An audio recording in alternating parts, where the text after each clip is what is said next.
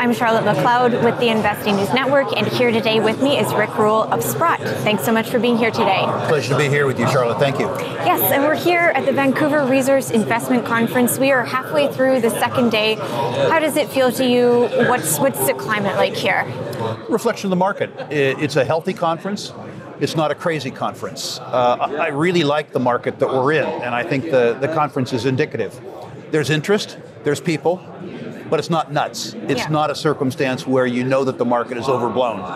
It's a wonderful conference. Just a note about the conference. The speaker lineup is the best I've ever seen at this conference. It's been spectacular. Yeah. Okay, so I'm going to go back to something we talked about 6 months ago in the summer at your conference. You shared two ideas with our audience. The first was that you saw gold moving last year, which arguably I think we could say happened, and you anticipated uranium moving this year. Are we on pace still for that to happen? Gold, yes. Uranium, no. Yeah. You'll recall in our discussion last year, I said that the determinant was the pace of Japanese restarts. Yeah. And that hasn't happened. The supply overhang in the uranium market is now largely a function of Japanese inventories. Yeah. We are using more uranium than we ever have before in history. But it would be Japanese restarts that would take the supply overhang, their inventory, and turn it back into fuel. So until that happens... We're still waiting on that correct. Key point. What about utilities? People talk about utilities a lot in uranium. Does that fit into the picture too? It does. We're coming into a new fuel cycle in uranium. So you are going to see tighter uranium supplies just as a consequence of refueling and also beginning a new purchase cycle. Obviously, the underlying tone in uranium is extremely bullish.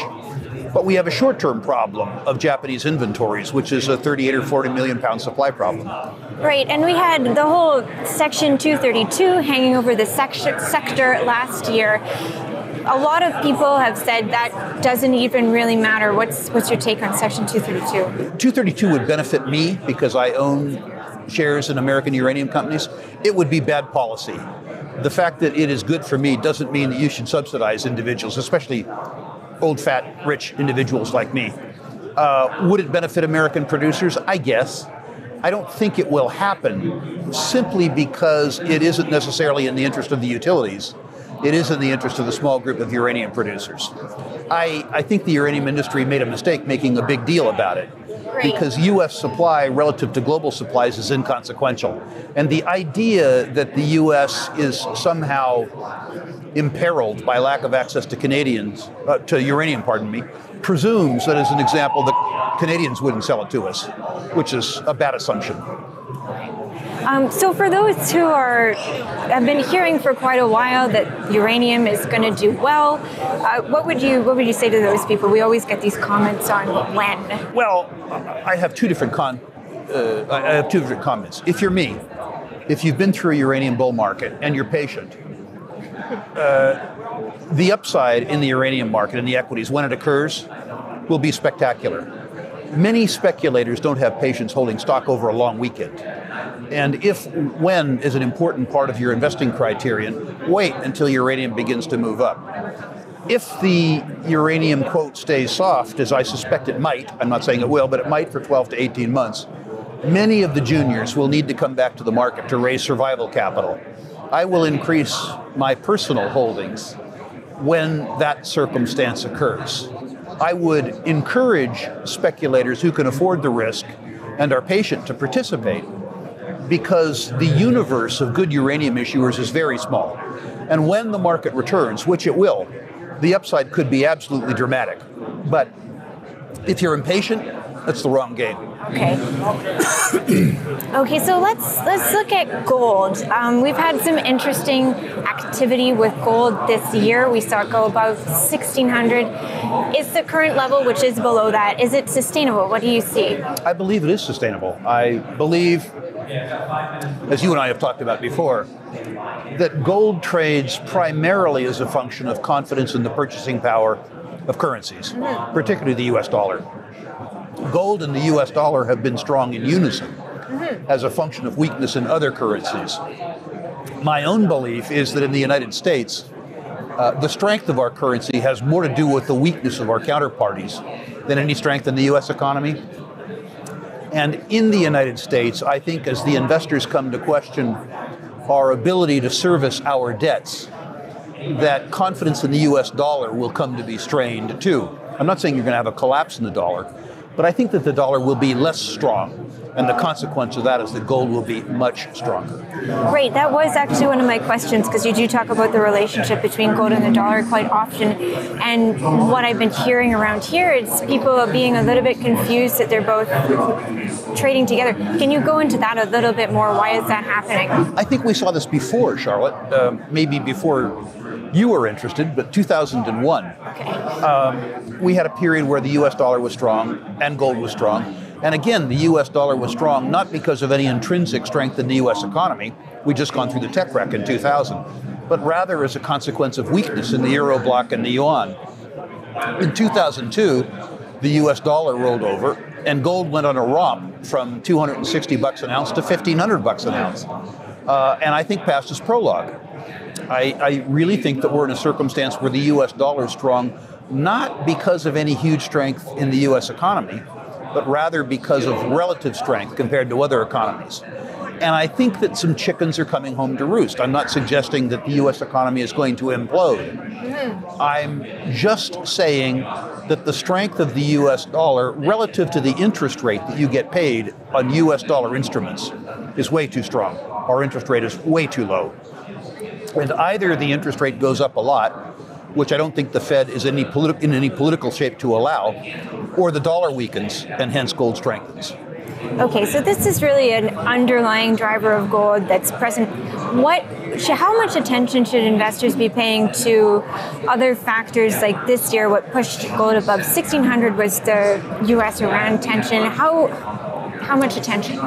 In my experience, and I'm not a skilled market commentator, in my experience, geopolitical tensions matter very little to the gold price.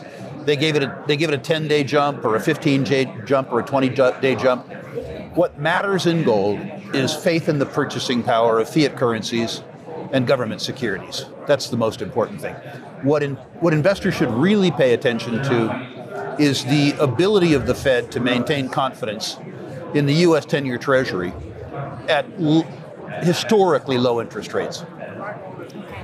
And I guess on a similar note, it is an election year in the U.S. Is that another thing that's kind of just noise for gold, or is there a usual way that things go in this type of year? Democrats are afraid of Trump, and so Democrats who can afford to might be scared.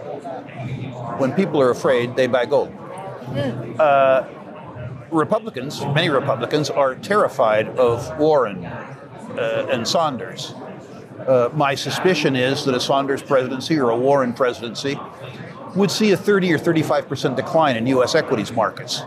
And we could have a rally in gold like we had when Obama first came into power and like Clinton first came into power. Those would be short-lived in the absence of concern over ongoing purchasing power in the U.S. dollar.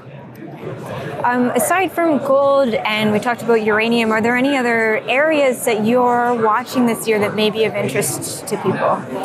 Well, certainly we've seen an interesting rebound in nickel prices, which is attractive. The PGMs have done very well, but it's a class that's very difficult to investors speculate in. Absent, as an example, buying Russian stocks.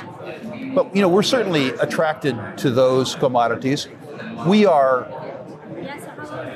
attracted to a variety of industrial materials, oil and gas and copper, with the caveat that we've been in an economic recovery for 10 years now. And one needs to be nervous after 10 years of recovery as to how long that recovery can last. Certainly, we don't see copper prices, as an example, strong enough to incent new production. The question is whether or not demand falters too in an economic slowdown. I think the easiest money in our sector will continue to be made in precious metals. I think that if we keep going in the gold market, the gold market continues to strengthen, we'll see follow through in the silver market, silver being traditionally more volatile than gold. And the asset class that may surprise everybody in the back half of 2020 would be silver stocks, very rare and extremely volatile. So if I had one outsized prediction that your users, your listeners and readers might look at, would be to pay attention to the higher quality silver stocks. And in gold with stocks, we typically hear that the producers will move first. Is it the same idea for silver? That's certainly happened. The very high quality gold companies, the Franco-Nevadas, the Wheaton Precious, the Barricks, have moved, and they've moved strongly. As they continue to move, if history is any guide, the secondary producers will move, partially because they'll be acquired by larger companies, also because they'll acquire each other. Then the junior producers will move, and then finally the juniors will move. This market is unfolding exactly as past markets have unfolded. When the generalist money comes into the sector, it comes into the best, biggest, and most liquid companies first. And then the riches are distributed more broadly. Okay, well, that's perfect. I think we'll leave it there for now. Thanks so much for being here. Once again, I'm Charlotte McLeod with the Investing News Network, and this is Rick Rule of Sprott.